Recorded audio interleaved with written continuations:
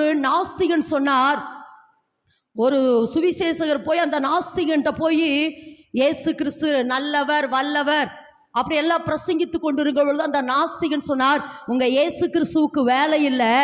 அவர் என்ன பண்றாரு, ரோட்ல கிடக்கிற முள்ளையெல்லாம் தூக்கி தன் தலைமையில வச்சுட்டு எனக்கு முட்கிரீடோன்னு சொல்றாரு. அப்படிங்கிற பொழுது இந்த சுவிசேஷகன் அந்த நாஸ்திகனை பார்த்து சொன்னாரு, ஆமாப்பா, இயேசு கிறிஸ்து முட்கிரீடத்தை சுமந்தது உண்மைதான்.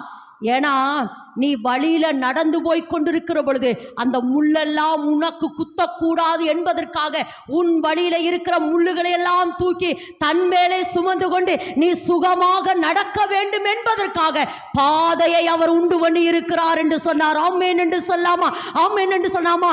ஏன்னா இயேசு கிறிஸ்து யார், அவருடைய வல்லமை என்ன, அவருடைய அன்பு என்ன, அவர் எதுக்கு என்ன நேசிக்கணும், எதுக்கு ஏன் இயேசு கிறிஸ்து சிலுவையில் அறையப்படணும், எதுக்காக இயேசு அடிபடணும், இயேசு கிறிஸ்து எதற்காக 5480 காயங்கள் எதுக்குப்படணும், இயேசு கிறிஸ்து ரோமர்களுடைய முறைப்படி 40க்கு 1 அடிகள் ஏன் படணும், யூதர்களுடைய முறைப்படி 80 அடிகள் ஏன் படணும், 17 மணி நேரம் அவர் தண்ணி இல்லாமல் இருந்தாரு, தண்ணீர் இல்லாமல் தாகத்தோடு இருந்தாரு.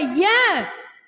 என்னையும் உங்களையும் மீட்டெடுப்பதற்காக சத்துருவின் பிடியில இருந்து நாளுக்கு நாள் செத்து கொண்டிருக்கிறோமே.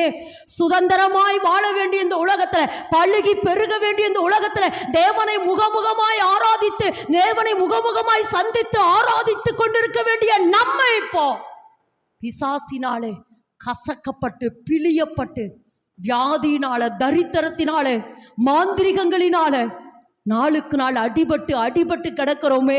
அந்த சத்ருவினுடைய கையிலிருந்து விடுதலையாக்கும்படியாகத்தான் இயேசு கிறிஸ்து இந்த பூமிக்கு வந்தார்.